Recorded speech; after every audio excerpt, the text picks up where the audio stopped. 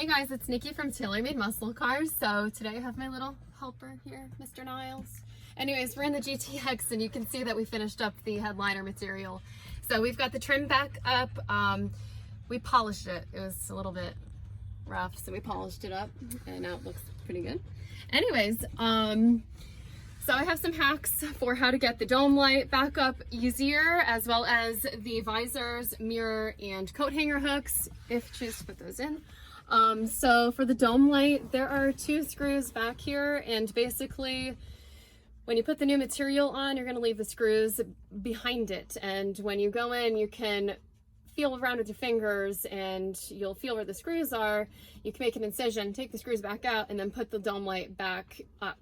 It just helps you figure out where it is located easier instead of spending time trying to figure out where it was. It's kind of like a pre-planning thing.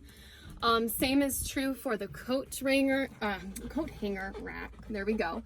And this had the holes in it, but the car itself did not have the hooks in it, so we just didn't put them back up. For the mirror, same deal. You would leave the screws behind it, make the incision, take the screws back out, and then you have easier placement. When it comes to the visors, we want to take them down and leave them kind of in the standard position that you would have them in. So, you know, you want to leave them kind of where they would be to go back up. This way they're not going in backwards. And you can see there's a little triangular shape up here. You want to kind of line those screws up under the headliner material. Again, make your incision, put them back up. Just because these are little weird angles, they're kind of specific, so it just makes it way easier to put them back up if you do it ahead of time. All right, guys, so I hope you enjoyed. I hope this was helpful. We will put some still photos on just so you can maybe pause the video if you need to look at them.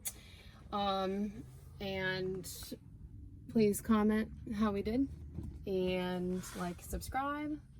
Catch you on the next one.